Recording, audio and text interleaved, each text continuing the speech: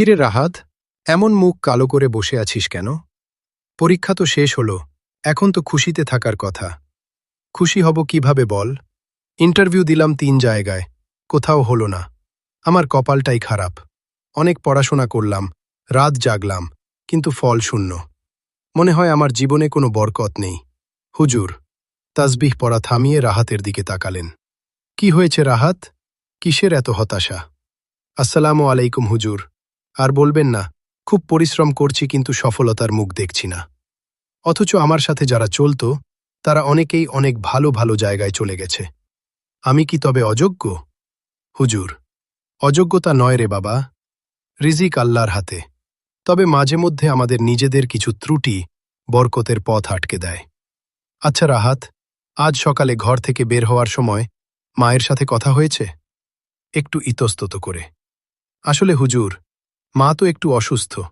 সকালে ওষুধ খাওয়ার জন্য ডাকছিলেন, কিন্তু আমার দেরি হয়ে যাচ্ছিল ইন্টারভিউতে যাওয়ার জন্য, তাই ঠিকমতো কথা না বলেই দ্রুত বেরিয়ে এসেছি। মায়ের মনটা বোধহয় একটু খারাপ হয়েছে। হুজুর, রাহাত, তুমি সমুদ্রের পানি সেচ দিয়ে সোনা খুঁজতে গিয়েছ, অথচ তোমার ঘরেই হীরা পড়ে আছে। তুমি কি জানো, রাসূল সাল্লাল্লাহু আলাইহি বলেছেন, পিতামাতার সন্তুষ্টিতেই আল্লাহর সন্তুষ্টি, আর পিতামাতার অসন্তুষ্টিতেই আল্লাহর অসন্তুষ্টি। জাওয়াদ, হুজুর, আমি কি একটা কথা বলবো? জাওয়াদ সবসময় তার মাকে সালাম দিয়ে আর মায়ের হাতে একটু পানি খেয়ে বের হয়। আমি দেখেছি ওর সব কাজ কেমন জানি সহজে হয়ে যায়। হুজুর, ঠিক বলেছ জাওয়াদ। রাহাত শোনো, আমরা মনে করি অনেক ডিগ্রি আর অনেক পরিশ্রমই সব, কিন্তু আসল কথা হলো বরকত। তোমার মা তোমার ওপর খুশি না থাকলে তুমি 7 সমুদ্র 13 নদী পার হলেও শান্তি। একদম ঠিক।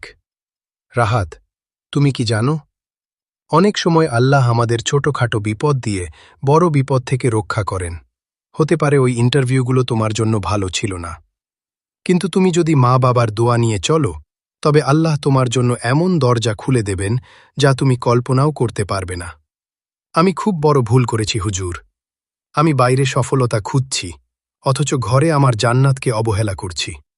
আমি কি এখনই মায়ের কাছে যাব? অবশ্যই, এখনই যাও। মায়ের পা ধরে মাফ চাও, তার সেবা করো।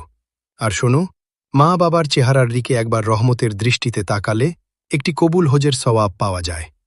চিন্তা করো, কত বড় নেয়ামত তোমার সামনে। জাওয়াদ, তুই চল আমার সাথে। আমি আজই মায়ের পছন্দের ফলগুলো কিনে নিয়ে যাব। ইন্টারভিউ হোক বা না হোক, আমি আগে আমার মায়ের হাসি ফিরে পেতে চাই। চল বন্ধু, আমি তোর সাথেই আছি। আল্লাহ তোমাদের ওপর রহমত বর্ষণ করুন। মনে রেখো, যে পরিবারে মা বাবার কদর আছে, সেই পরিবারে আল্লাহর রহমত কখনো কম হয় না।